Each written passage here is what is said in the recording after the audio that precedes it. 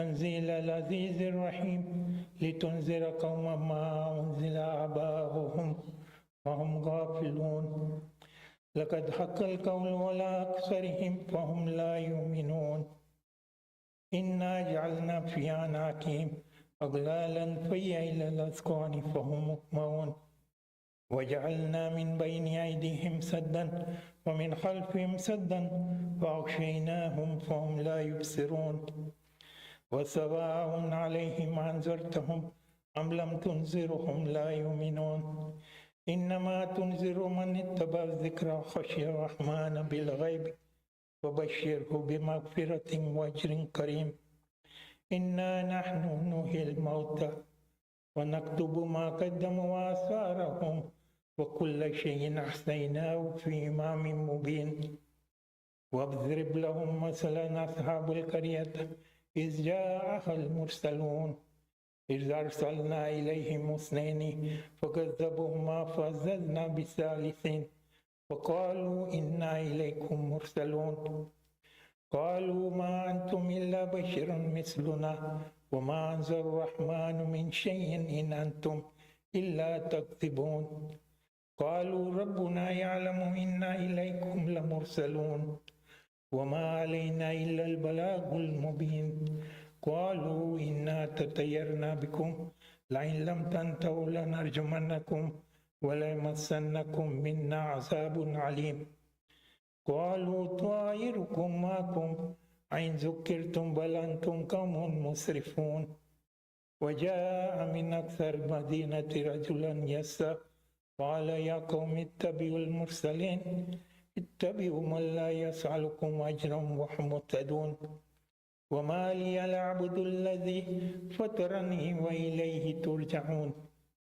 أأتخذ من دونه آلهة إن الرحمن بضر لا تغني عني شفاعتهم شيئا ولا ينقذون إني إذا لفي ضلال مبين إني آمنت بربكم فاسمعون قيل ادخل الجنة قال يا ليت قومي يعلمون بما غفر لي ربي وجعلني من المكرمين وما أنزلنا على قومه من بعد من جند من السماء وما كنا منزلين إن كانت إلا صيحة واحدة فإذا هم خامدون يا حسرة على العباد ما يأتيهم من رسول إلا كانوا به يستهزئون ألم يروا كما أهلكنا قبلهم من القرون أنهم إليهم لا يرجعون وإن كل لما جميع لدينا محضرون وآية لهم الأرض الميتة وأحييناها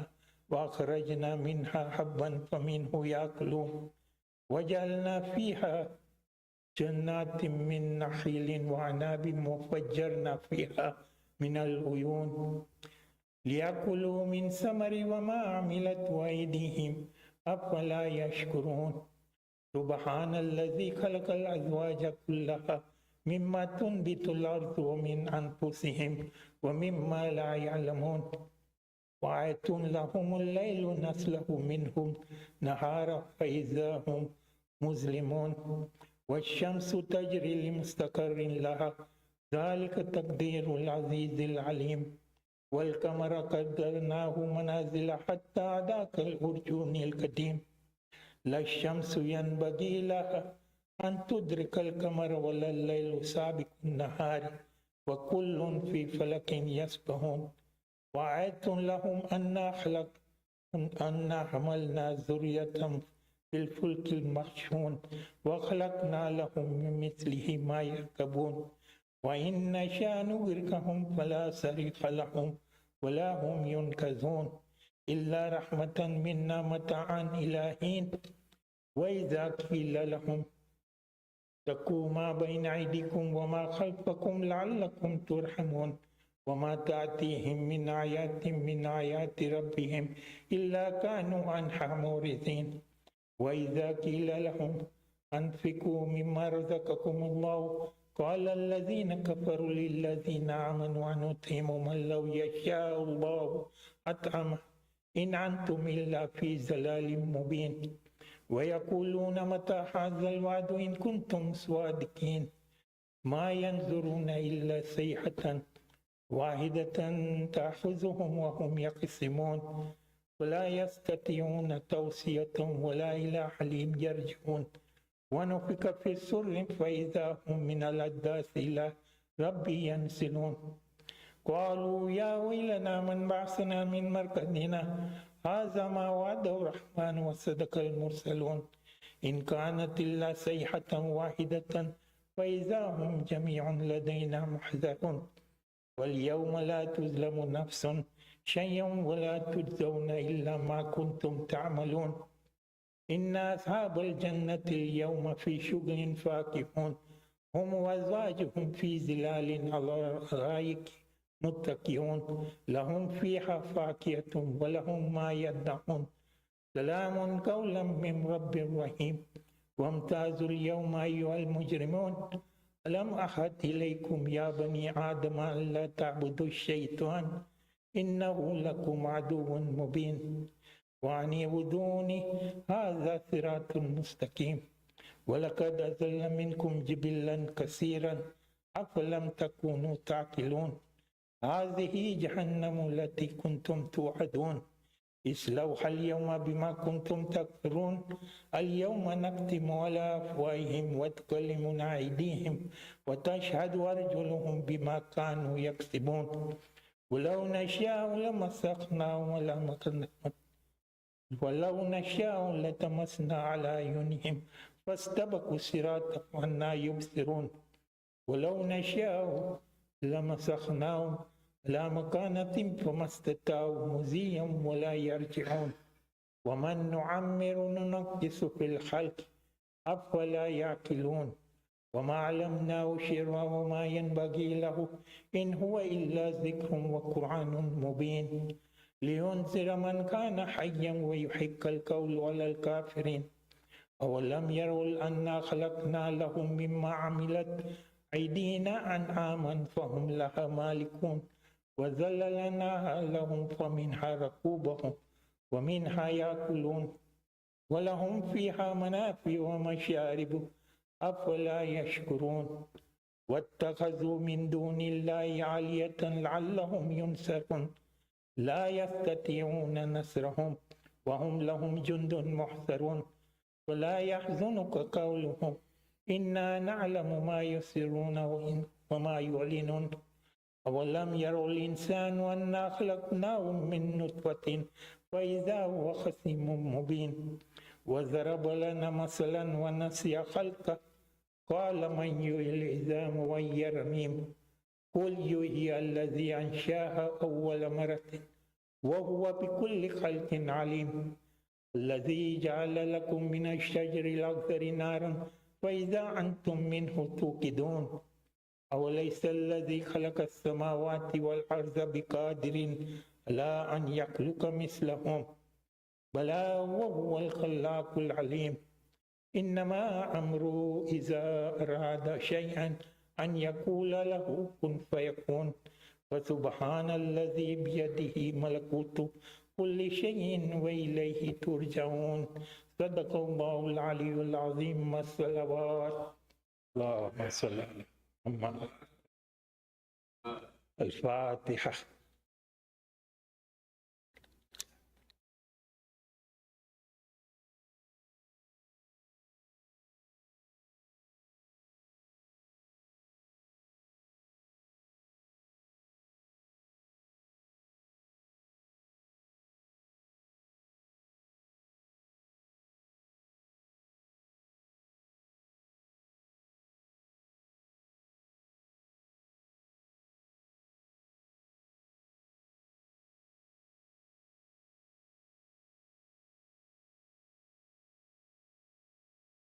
أعوذ بالله من الشيطان اللعين الرجيم بسم الله الرحمن الرحيم اللهم صل على محمد وآل محمد اللهم صل على محمد وآل محمد اللهم صل على محمد وآل محمد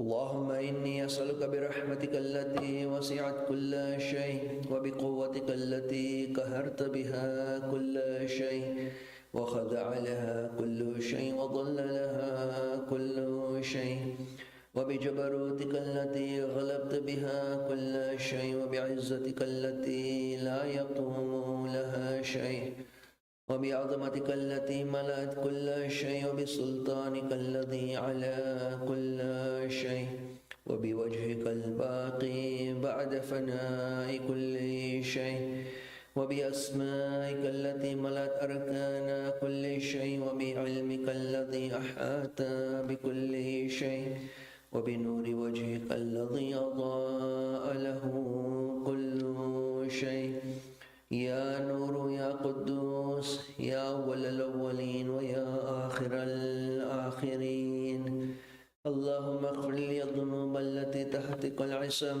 اللهم اغفر لي الذنوب التي تنزل النقم اللهم اغفر لي الذنوب التي تغير النعم اللهم اغفر لي الذنوب التي تحبس الدعاء اللهم اغفر لي الذنوب التي تقطع الرجاء اللهم اغفر لي الذنوب التي تنزل البلاء اللهم اغفر لي كل ذنب أذنبته وكل خطيئة أخطأتها اللهم إني أتقرب إليك بذكرك وأستشفع بك إلى نفسك وأسألك بجودك أن تدنيني من قربك وأن توزعني شكرك وأن تلهمني ذكرك اللهم إني أسألك سؤال خاضع متذلل خاشع أن تسامحني وترحمني وتجعلني بقسمك راضيا قانعا وفي جميع الأحوال متواضعا اللهم وأسألك سؤال من اشتدت فاقته وأنزل بك عند الشدائد حاجته وعظم فيما عندك رغبته اللهم عظم سلطانك وعلى مكانك وخفي مكرك وظهر أمرك وغلب قهرك وجرت قدرتك ولا يمكن الفرار من حكومتك اللهم لا أجد لذنوبي غافرا ولا لقبائه ساترا ولا لشيء من عملي القبيح بالحسن مبدلا غيرك لا إله إلا أنت سبحانك وبحمدك ظلمت نفسي وتجرأت بجهلي وسكنت إلى قديم ذكرك لي ومنك علي اللهم مولاي كم من قبيح سترت وكم من فاتح من البلاء أقلت وكم من عثار وقيته وكم من مكروه دفعته وكم من ثناء جميل لست أهلا له نشرته اللهم عظم بلائي وأفرط بي سوء حالي وقصرت بي أعمالي وقعدت بي أغلالي وحبسني عن نفعي بعد أملي وخدعتني الدنيا بغرورها ونفسي بجنايتها ومطالي يا سيدي فأسألك بعزتك أن لا يحجب عنك دعائي سوء عملي وفعالي ولا تفسحني بخفي ما اطلعت عليه من سري ولا تواجلني بالعقوبة على ما عملته في خلواته من سوء فعلي وإساءتي ودوام تفريطي وجهالتي وكثرة شهواتي وغفلتي وكن اللهم بعزتك لي في كل الأحوال رؤوفا وعلي في جميع الأمور عطوفا إلهي وربي من لي غيرك أسأله كشف ضري والنظر في أمري إلهي ومولاي أجريت علي حكما اتبعت فيه هوى نفسي ولم أحترس فيه من تزيين عدوي فغرني بما أهوى وأسعده على ذلك القضاء فتجاوزت بما جرى علي من ذلك بعض حدودك وخالفت بعض أوامرك فلك الحمد علي في جميع ذلك ولا حجة لي فيما جرى علي فيه قضاءك وألزمني حكمك وبلاءك وقد أتيتك يا إلهي بعد تقصيري وإسرافي على نفسي معتذرا نادما منكسرا مستقيلا مستغفرا منيبا مقرا مذعنا معترفا لا أجد مفرا مما كان مني ولا مفزعا أتوجه إليه في أمري غير قبولك عذري وإدخالك إياي في سعتي من رحمتك. اللهم فاقبل عذري وارحم شدة ذري وفكني من شد وثاقه. يا رب ارحم ضعف بدني ورقة جلدي ودقة عظمي يا من بدا خلقي وذكري وتربيتي وبري وتغذيتي. هب لي لابتداء كرمك والصالف بالركب يا إلهي وسيدي وربي. أتراك معذب بنارك بعد توحيدك وبعد من طوى عليه قلبي من معرفتك ولهجا به لساني من ذكرك واعتقده ضميري من حبك وبعد صدق اعترافي ودعائي خاضعا لربوبيتك. هيهات أنت أكرم من أن تضيع من ربيته أو تبعد من أدنيت أو تشرد من آويت أو تسلم إلى البلاء من كفيته ورحمته.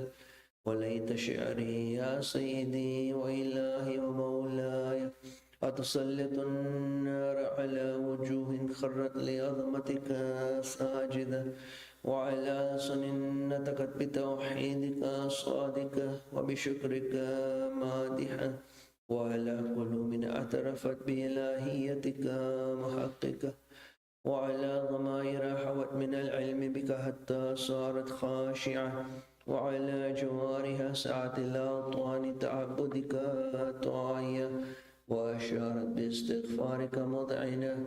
ما هكذا الظن بك ولا أخبرنا بفضلك عنك يا كريم يا ربي. وأنت تعلم ضعفي عن قليل من بلاء الدنيا وعقوباتها وما يجري فيها من المكاره على أهلها على أن ذلك بلاء ومكروه قليل مكفوه يسير بقاه قصير مدته. فكيف احتمال لبلاء الآخرة وجليل وقوع المكاره فيها وهو بلاء تطول مدته ويدوم مقامه ولا يخفف عن أهله لأنه لا يكون إلا عن غضبك وانتقامك وسخطك وهذا ما لا تقوم له السماوات والأرض.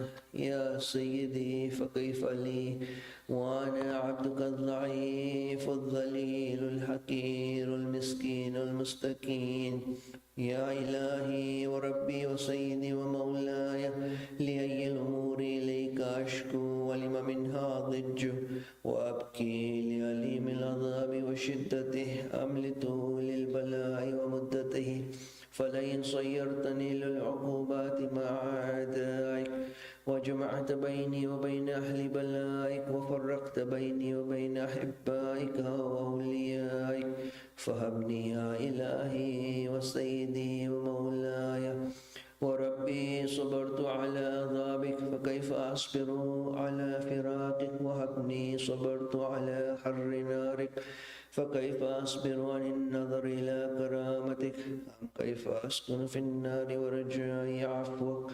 فبعزتك يا سيدي ومولاي أقسم صادقا لئن تركتني ناطقا لأضجن إليك بين أهلها ضجيج الآملين ولا أصرخن إليك صراخ المستصرخين ولا أبكين عليك بكاء الفاقدين ولو نادينك إن كنت يا ولي المؤمنين يا غاية آمال العارفين يا غياث المستغيثين يا حبيب قلوب الصادقين ويا إله العالمين.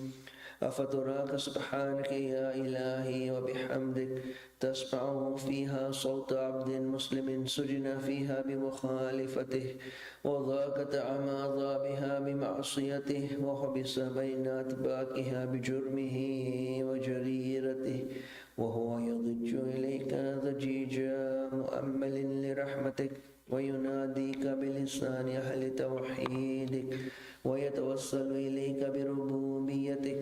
يا مولاي فكيف يبقى في العذاب وهو يرجو ما سلف من حلمك. أم كيف تؤلمه النار وهو يعمل فضلك ورحمتك. أم كيف يحرقه لهيبها وأنت تسمع صوته وترى مكانه؟ أم كيف يشتمل عليه زفيرها وأنت تعلم ضعفه؟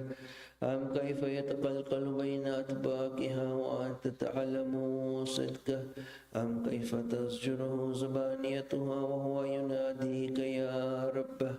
أم كيف يرجو فضلك في عتقه منها فتتركه فيها؟ هيهات، ما ذلك الظن بك ولا المعروف من فضلك ولا مشبه لما عملت به الموحدين من برك وإحسانك، فباليقين يقطع لولا ما حكمت به من تعظيم جاحدك وقضيت به من إخلاد معاندك لجعلت النار كلها بردا وسلاما وما كانت لأحد فيها مقرا ولا مقاما، لكنك تقدست أسماؤك أقسمت أن تملأها من الكافرين من الجنة والناس أجمعين وأن تخلد فيها المعاندين وأن تجلى ثناؤك. قلت مبتدئا وتطولت بالإنعام متكرما أفمن كان مؤمنا كمن كان فاسقا لا يستوون.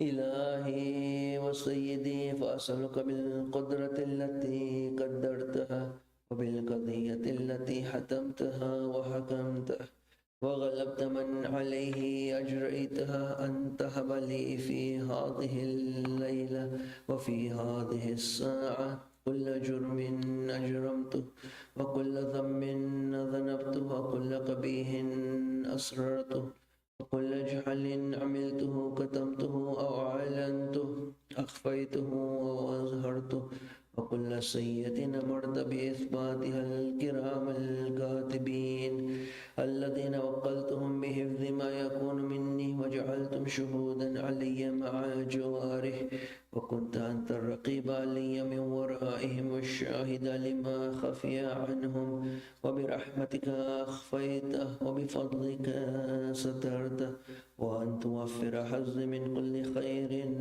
أنزلته أو إحسان فضلته أو بر نشرته أو رزق بسطته أو ذنب تغفره أو خطأ تستره.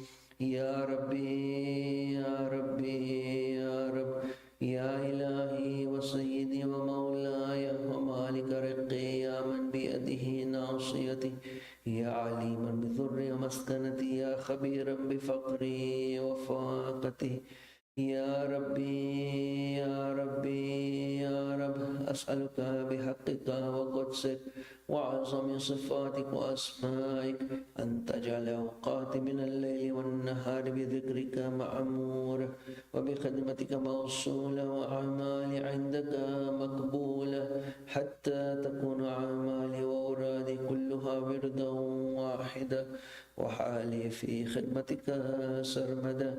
يا سيدي يا من عليه مؤولي يا من إليه شكوت أحوالي يا ربي يا ربي يا رب قوي على خدمتك جواره واشدد على العزيمة جواره وهب لي الجد في خشيتك والدوام في الاتصال بخدمتك حتى أسرح إليك في ميادين السابقين وأسرع إليك في البارزين وأشتاق إلى قربك في المشتاقين وأدنو منك دنو المخلصين وأخافك مخافة الموقنين واجتمع في جوارك مع المؤمنين. اللهم من أرادني بسوء فارد ومن كادني فقد واجعلني من أحسن عبيدك نصيبا عندك وأقربهم منزلة منك وأخصهم زلفة لديك فإنه لا ينال ذلك إلا بفضلك وجد لي بجودك وعطف لي بمجدك واحفظني برحمتك واجعل لساني بذكرك لهجة وقلبي بحبك متيمة ومن علي بحسن إجابتك وأكلني أثرتي واغفر زلتي فإنك قضيت على عبادك بعبادتك وأمرتهم بدعائك وضمنت لهم الإجابة فإليك يا ربي نصبت وجهي وإليك يا ربي مددت يدي فبعزتك استجب لي دعائي بلغني مناي ولا تقطع من فضلك رجائي واكفني شر الجن والإنس من أعدائي يا سريع الرضا اغفر لمن لا يملك إلا الدعاء فإنك فعال لما تشاء يا من اسمه دواء وذكره شفاء وطاعته غنى ارحم رأس ماله الرجاء وسلاحه البكاء يا سابق النعم يا دافع النكم يا نور المستوحشين في الظلم يا عالما لا يعلم صل على محمد وآل محمد وافعل به ما أنت أهله وصلى الله على رسوله والأئمة الميامين من آله وسلم تسليما كثيرا اللهم صل على اللهم كرسول المباركة الفاتحة.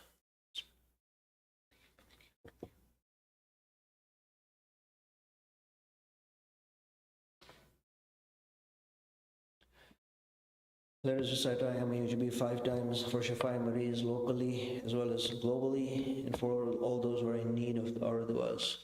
Bismillahir Rahmanir Rahim. Amma yujibul mustarra idha da'ahu wa yakshifu as-su'.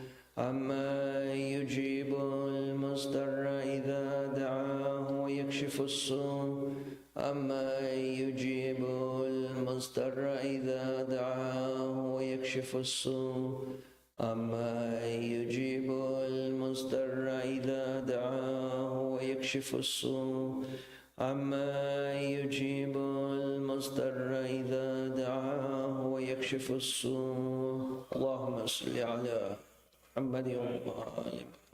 سورة المباركة الفاتحة.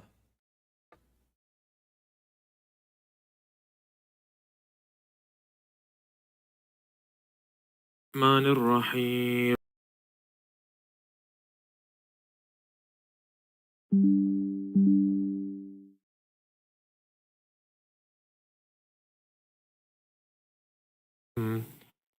الحمد لله رب العالمين.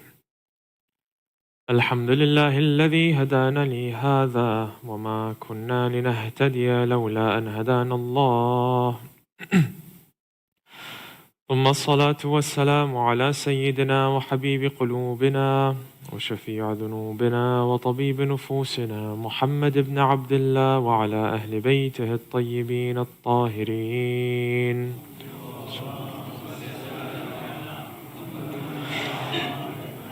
قال الله تبارك وتعالى في كتابه الكريم وقوله الحق وهو أصدق الصادقين. بسم الله الرحمن الرحيم. وعسى أن تكرهوا شيئا وهو خير لكم وعسى أن تحبوا شيئا وهو شر لكم. آمنا بالله. صدق الله العلي العظيم.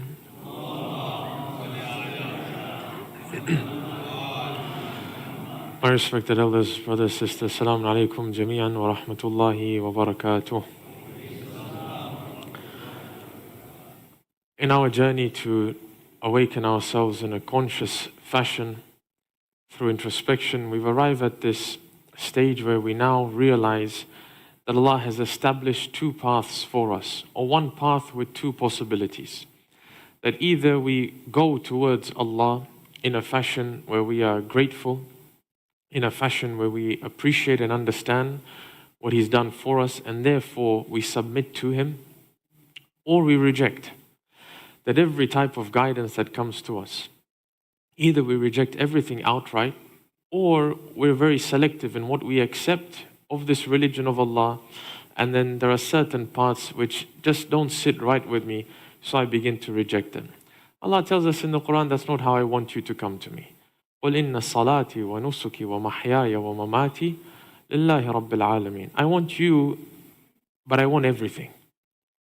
God is not going to settle for second best. If you and I are going to submit ourselves to God, it has to be wholeheartedly that we surrender towards Him. In the same way as I created you, O man, where nothing was attached to you, when you return back to me, I want you to return in a fashion where nothing is attached to you either. That you will surrender at your last breath at least.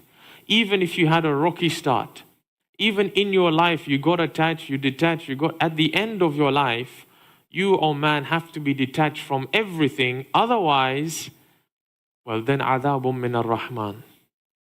It could possibly be that an individual who was a believer at some point in his life and then became a disbeliever, it's all about how he finished off.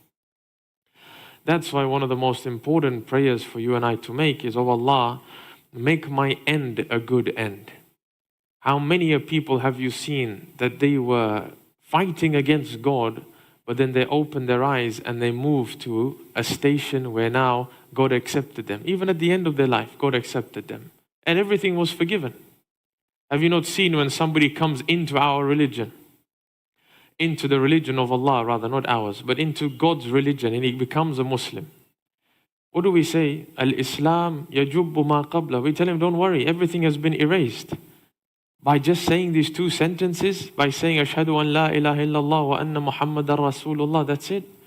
Everything got erased. All the idols that you worship, yes, everything. All the prostration that you did to the idols, everything got worshipped because now you've submitted to God. Obviously, you have to show it in action for the rest of your life. The best of examples, I think, and the most practical amongst them is Hur, is it not? Hur, why? Because he was a man like you and I. A man who had sin on his shoulders. A man who had children, at least one child on the day of Ashura. A man who was married and had a spouse, who was attached to this dunya. And yet, the sentence this man says is a sentence that awakens you and me. Sometimes if you give an example of a prophet, it's easy to say, but he was infallible, he was guided by God, he could hear God, God spoke to him. This wasn't a man who was a prophet, this man had no miracle. Yet he stood in front of Hussein ibn Ali, ready to fight. In actual fact, the battle had already begun. When Hur changed and when Hur's eyes opened, this wasn't at the beginning of the battle. This wasn't before an arrow was shot. The battle had begun. People had been killed mercilessly. From the camp of Hussein, shuhada were already stacking up and walking into the gates of heaven. It was already being done. Yet this man goes into his tent and begins to tremble.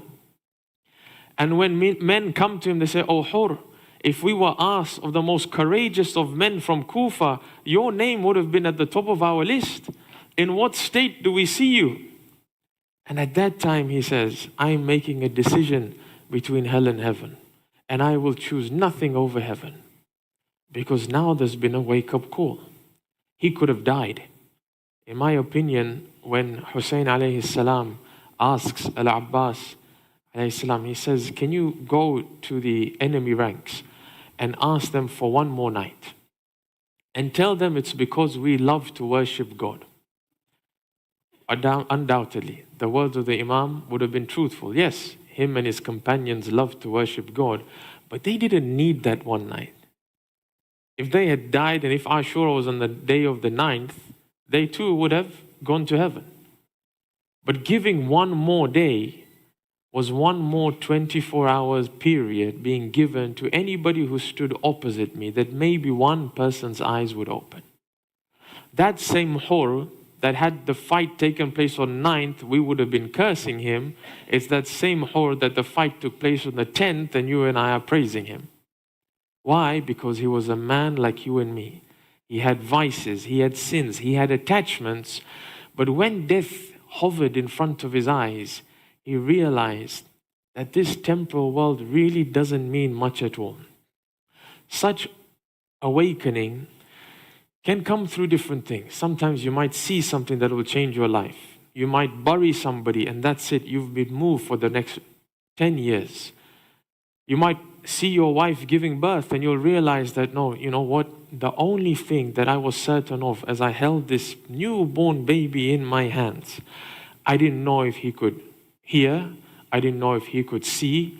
I didn't know if she could taste. But the one thing, after 9 months of this child growing in the womb of my wife and the pangs of labor and birth that I saw, finally, I hold this child. The only certainty I have about this child is what? Is that a time will come when he will die. We speak about death as if it's so far away. Yet you add 50 years to everybody in this room and 50% have been buried on the scale of probability. You had 100 years and none of us are here on the scale of probability. And yet you know that you've lived 40 years already and how quickly that went. Another 40 years left maybe, possibly, maybe a bit more, a bit less. Doesn't it show that this death is literally just hovering over us? That just waiting, angel of death is waiting until your name or my name or his name is at the top of the list, and that's it. We return back to Allah subhanahu wa ta'ala. You and I are looking for a call or something that will awaken us to make us realign ourselves on a regular basis. That call that Ibrahim gave to the birds to resurrect them, God, I want something like that. And Allah says that what better speech is there to resurrect you, O man, and your heart, than the speech of God. That if you come to the Quran without a bias, I really want to emphasize this because sometimes we take off the lenses of one bias and I put on the lens of another. I'm going to give you an example. The Quran says in Surah Al-Isra 1782, وَنُنَزِّلُ مِنَ الْقُرْآنِ مَا هُوَ شِفَاءٌ وَرَحْمَةٌ لِلْمُؤْمِنِينَ. And we send down from this Quran that which is a cure and a mercy for the believers. So for the believing group, this Quran is going to be a cure and mercy for them. As for the disbelievers, وَلَا يَزِيدُ الظَّالِمِينَ إِلَّا خَسَارًا. But for the disbelievers, for those that reject, this same Quran is only going to add to their loss. It doesn't say that this Quran is going to add to their oppressive state or their sin. It said this Quran is going to add to their loss. If a believer reads this Quran and says, God, I don't know my theology. I'm not going to start my theology by the books of somebody else. I'm going to start my theology by your words, God. God, I don't know what you want in me, in my life. So that doesn't mean I'm going to go to a motivational speaker. That doesn't mean I'm going to go to a life coach and find out what exactly is the purpose of life. Because as soon as I listen to anything from them, they've already placed some sort of barrier and bias on my eyes. God, I want to come to your book first. You speak to me directly. I remember hearing this first-handed. There used to be a time, I used to hear about this. I don't know if any of the elders can confirm. But apparently, we used to live as a community at a time when if your parents saw no intellectual hope in you going through your studies, they would send you to the hawza. I don't think that's the case, at least I hope that's not the case now. But apparently that used to be your get out of jail card. That if there was nothing else left, why don't you just go and study the religion? It seems that there's been a slight paradigm shift, and that if you're not happy with your own life and your business isn't really succeeding, then you become a life coach and tell everybody else how to live their life. And all of a sudden you write a book and you go and you make a conference and a seminar, and all of a sudden you get people jumping up and down and clapping their hands, and now you're able to teach people how to live life. The first thing I remember asking an individual I met, he said, I can 10x your business. I said, great. Okay, what business did you 10x first? He said, I have people and I said, no, your own business. Did you 10x your own business before you come and tell me you can do that to mine? He says, yes, but look what I've done. I've written books and I've got thousands of people inside a theater. Hey, this isn't a business to me. You're selling hot air over here. I want to know your business before this. What was it and what did you do to it? He said, well, I kind of ran it into the ground, and so I became a life coach. It doesn't sit well. You need to give me proof that you can do it for yourself before you try and guide me. In the same way, I might take benefit from a life coach, from a business coach, from a motivational speaker, but I have to have the right lenses in order to hear them and listen to them and watch them, right? So before I listen to them, there has to be a filter through which I will take the knowledge that they give me. Because it could be in total contrast to this fitrah that has been created. When that man tells you or the woman tells you for the next 30 years, put your head down, work hard, earn money, I will be able to say, you know what, that doesn't go through this filter, that got blocked. Because that's not what God told me to do. I remember sitting in a gala dinner for an Islamic charity. We're sitting on a round table and all of a sudden somebody turns around and says, oh, did you see that individual who walks in? We all turn around, this man walks in with his wife. Wife is pretty much undressed, And they say, oh, he's such a successful man. Do you know who he is? I said, that, as we spoke about previously, that is poison in the hearts of everybody who hears it and takes it. Don't you dare tell me that that man whose wife walks behind him, scantily dressed, is the definition of success. Tell me he's made money, I accept. But don't tell me that's success. Because as soon as you tell me that's success, and I tell my son, and he tells his wife, and they tell their children, then the whole community has grown on this foundation that success does not matter whether you flaunt the law of God, whether you abide by the law of God, but provided you're financially stable and independent, you're a man or a woman who is considered as one who is successful. The Quran doesn't allow us to do this. One of these individuals who seems to have taken this path of becoming a coach, a life coach, a business coach, whatever you call them. I remember an individual coming to me and saying that I'm going to speak now at a mosque. So why are you going to speak at a mosque? So I'm going to speak at a mosque because they've asked me to come and talk to them, and the talk is talking about success. I said, okay. He said, so I want to tell them about making money and how it will make them successful. So can you tell me which verse in the Quran can I use, please? Can you tell me a hadith that I can use? I said, this is very strange. So instead of this book being a book of guidance that tells you what you should need in your life, you're saying that I have a preconceived notion of truth. I already know what I want and what I want to propagate. I'm just going to try and rubber stamp it with the Quran. And if I come across a verse that doesn't sit well with me, I'm just not going to say that verse. If I come across some advice from the Ahlul Bayt that is in contrast and contradictory to fashion to what I want, it stands against what I want, then I'm just not going to include it in my speech. That tells me, and hopefully all of us here, that if we go to the Quran with a certain bias and lens, like the Quran says, for the believers it's a cure and a source of rahmah. For the disbelievers, even when they read this Quran, the Ahlul Bayt say, Kam min al-Qur'an. How many a reader of the Quran are there, but the Quran curses them? That on the Day of Judgment they say, God, but I read the Quran. Don't you remember Ramadan? Cover to cover, I read it. And the Quran will stand and say, but I curse you today. But I read you. You read me, but you never acted. You didn't come to me for guidance. You came to me for a seal of approval of your actions that you were already doing. That's not what a source and a book of guidance is meant to do. I'm meant to go to it open-hearted. I make myself vulnerable to the Quran. And I tell God, God, I surrender to you. You now guide me to what is best. You might ask that, okay, if I'm going to surrender to God, does that mean I give up my intellect? Does that mean I should stop questioning? If God says do this, I just do it. I don't question anymore. I just become a robot? No. There is no place in Islam, there's no hadith, there's no verse of the Quran that tells man, I want you to surrender your intellect to God. It wouldn't work. You and I need our intellects in order to act. الَّذِينَ آمَنُوا وَعَمِلُوا الصَّالِحَاتِ. You can't have iman except that you accept it through your intellect. You can't do amalul salih until you accept and you do it through your intellect. The first hadith in Al-Kafi is where God speaks to the intellect and says, go back, it goes back. Come forward, it comes forward.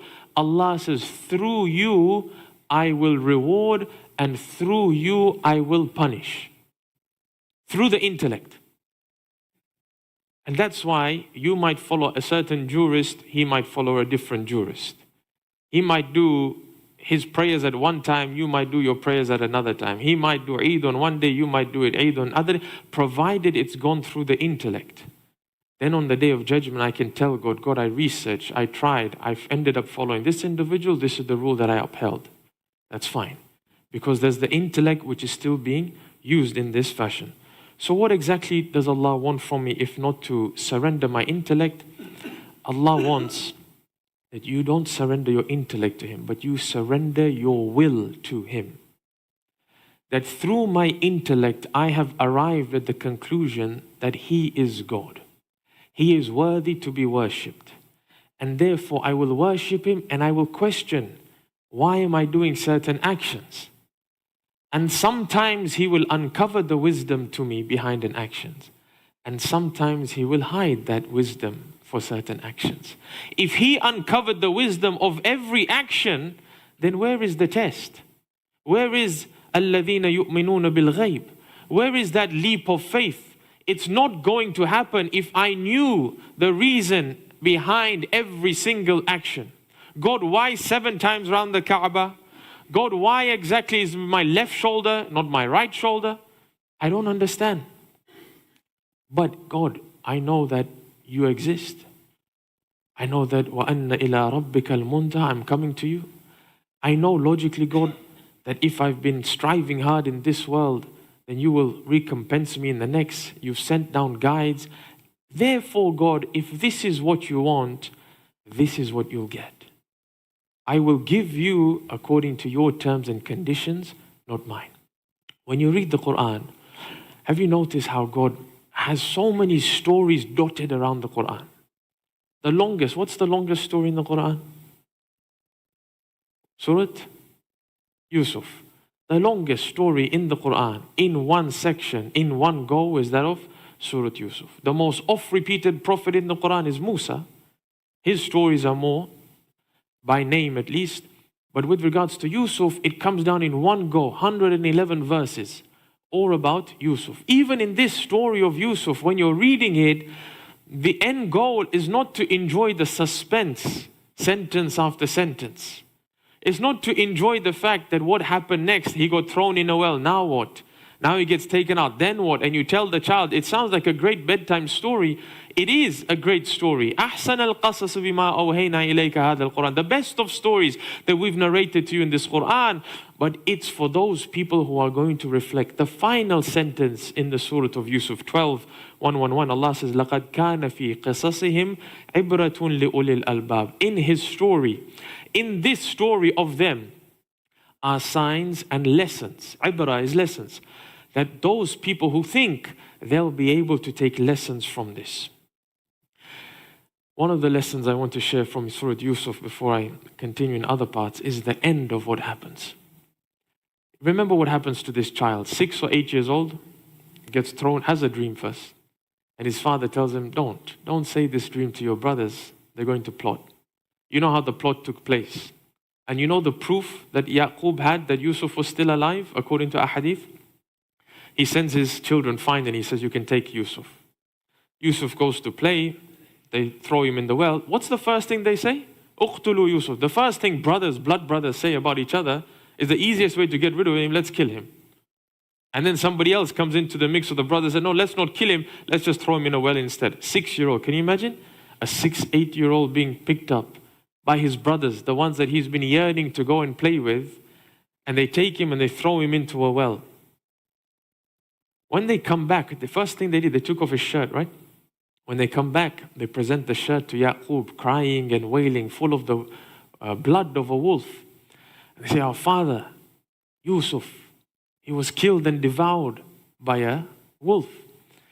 Yaqub takes the shirt and he says, كَانَ ذِئْبًا ذَكِيًّا. It was a very clever wolf. They say, why? He said he managed to kill Yusuf without ripping his shirt. Because they took off the shirt. Doesn't Allah say, وَمَكَرُوا وَمَكَرَ اللَّهُ وَاللَّهُ خَيْرُ الْمَاكِرِينَ. You plot and God plots, but in your plot, God will plot so that He unplots your plot. He will ensure that He uses your trickery and decisive nature against yourself.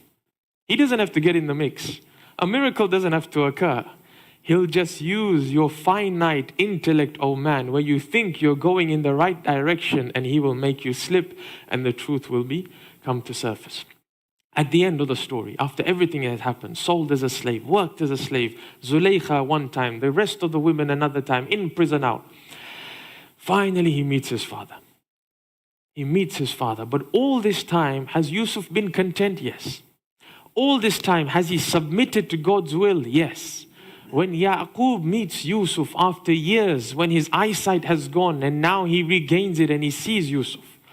Can you imagine a father meeting his child after all these years and embracing him and breaking down with him? One of the first questions Yaqub asks Yusuf. He says, oh Yusuf, tell me what your brothers did to you. I want to hear. A father wants to know what happened to his son. Are you okay in the well, oh my dear child? Did anyone feed you?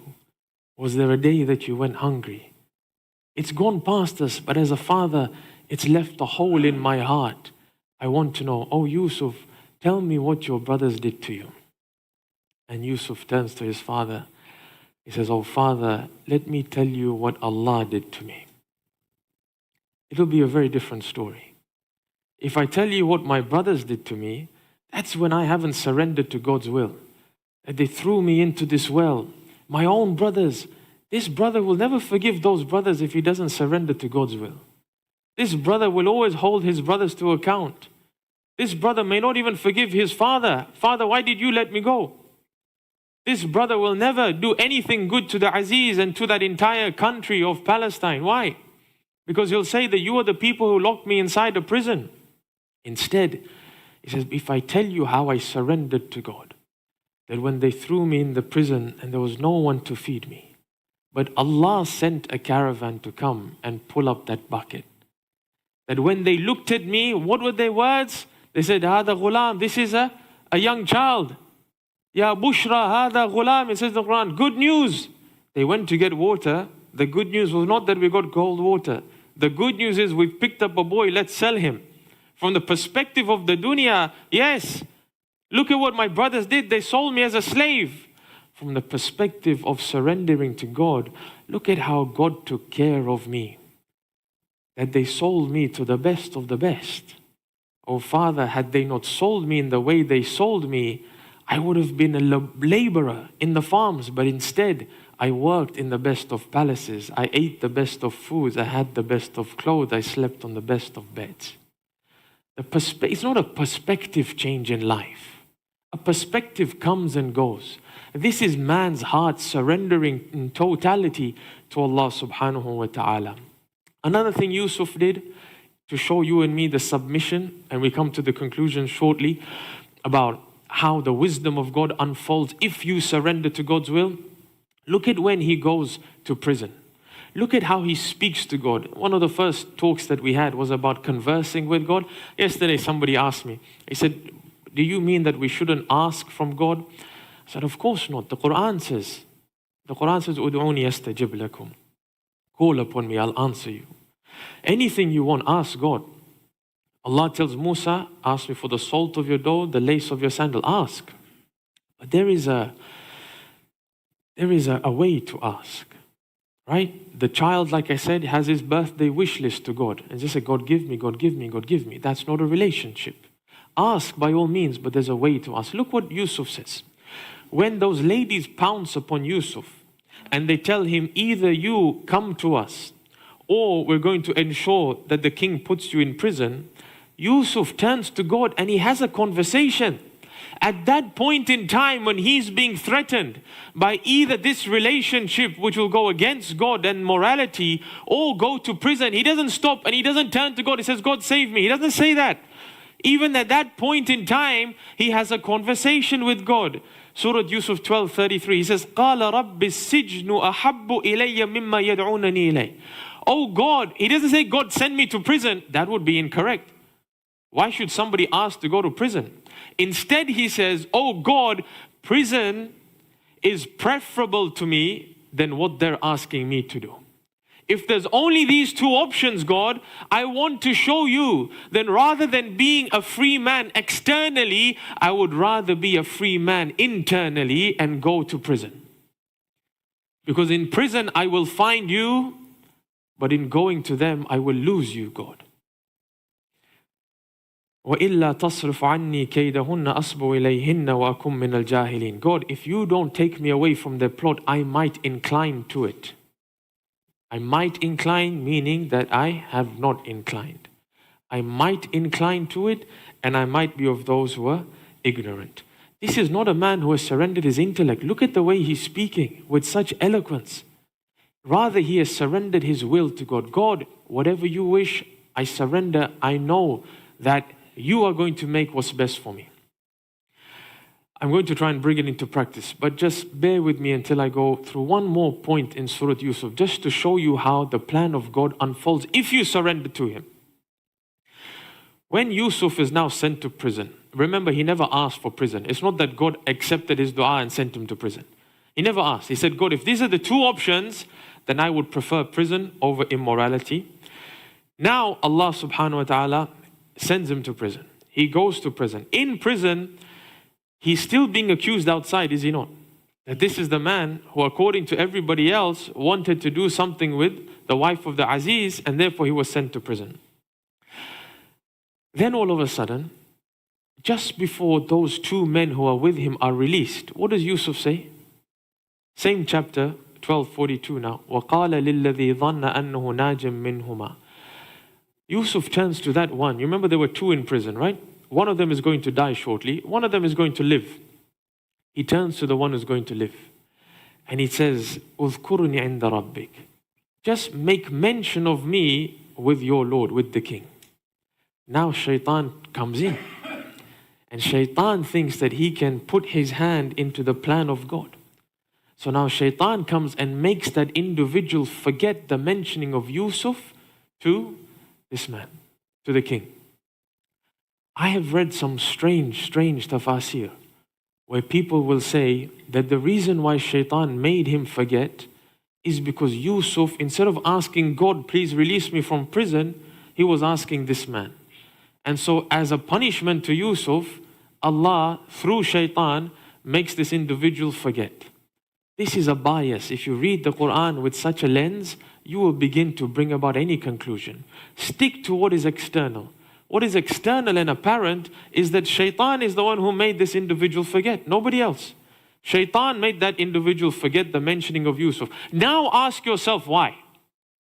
The Quran is for those who use the intellect. Ask yourself, what would have happened if Yusuf would have come out at this moment in time? If this slave went back to the king and said, King, you've forgotten there's one more person in prison. You've only released two of us. You thought there were two. There's a third. What would the king have done? The king would have said, okay, release him as well. But what would have happened to the reputation of Yusuf? It was still tarnished, was it not? He could never have been a prophet who would have guided people to God, because everybody would still be pointing fingers at him, saying that you were the one who tried to pounce upon the wife of the Aziz. But Yusuf never asks a second time. He asks once in the Quran, and that's it. And he stays in prison. فَلَبِثَ فِي السِّجْنِ بِضْعَ سِنِينَ.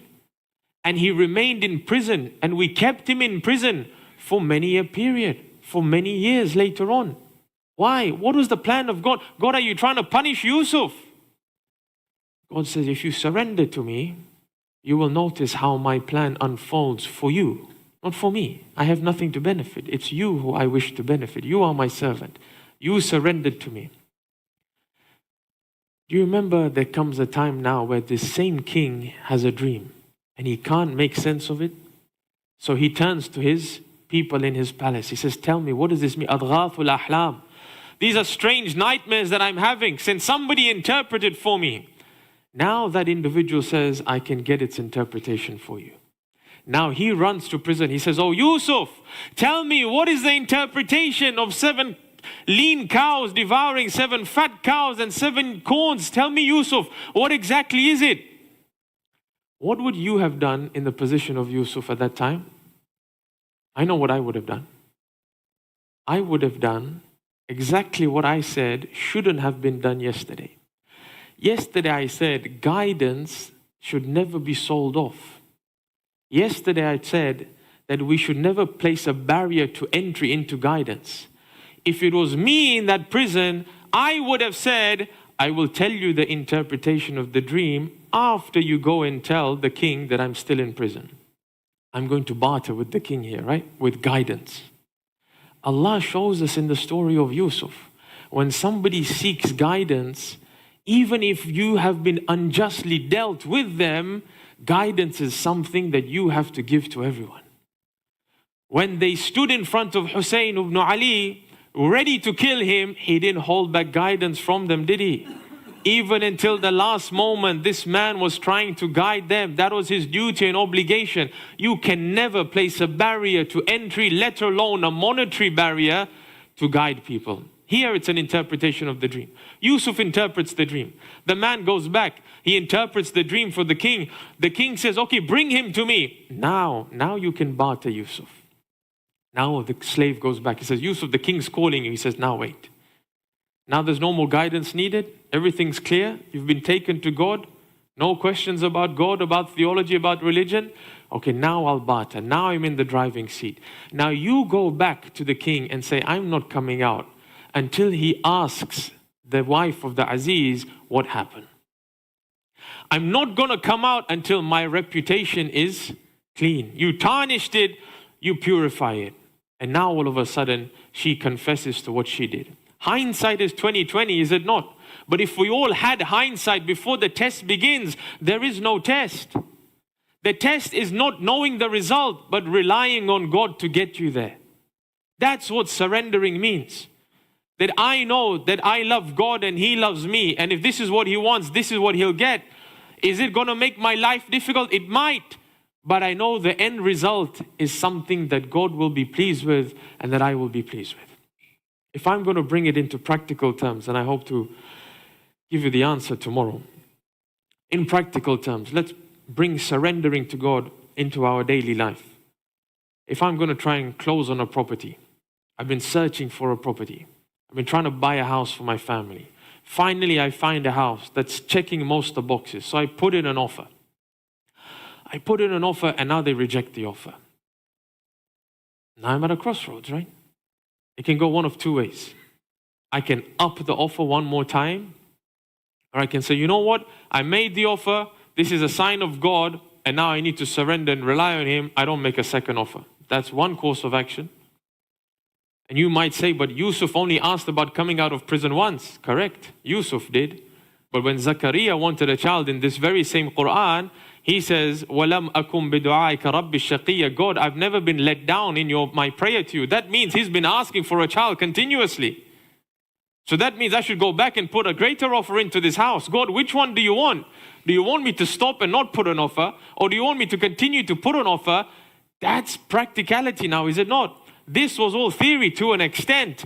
Great, you gave me the story of Yusuf. You told me these principles. Now extrapolate it and bring it to life to me and tell me, what does God want when I'm placed with such a situation? What's the answer? Do I turn left or right? Unfortunately, my time is up. So we will discuss this point, inshallah, tomorrow. We conclude by asking Allah subhanahu wa ta'ala, Ya Allah, in this month of mercy, we ask you to open our eyes, to inspire us to act and make us amongst those who wholeheartedly submit to you like the submission of Muhammad and Al Muhammad. Bismillahir Rahmanir Rahim. Allahumma salli ala Muhammadin wa ali Muhammad. إلهي وقف السائلون ببابك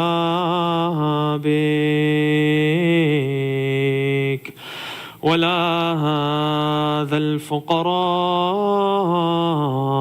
بجنابك ووقفت سفينة المساكين على ساحل بحر جودك وكرمك يرجون الجواز إلى ساحة رحمتك ونعمتك. إلهي إن كنت لا تغفر في هذا الشهر الشريف إلا لمن أخلص لك في صيامه وقيامه فما للمذنب المقصر إذا غرق في بحر ذنوبه وآثامه. إلهي إن كنت لا ترحم إلا المطيعين فما للعاصين وإن كنت لا تقبل إلا من العاملين فما للمقصرين. إلهي ربح الصائمون وفاز القائمون ونجا المخلصون ونحن عبيدك المذنبون فارحمنا برحمتك وأعتقنا من النار بعفوك يا كريم يا أرحم الراحمين. وصلى الله على محمد وعلى آله الطاهرين.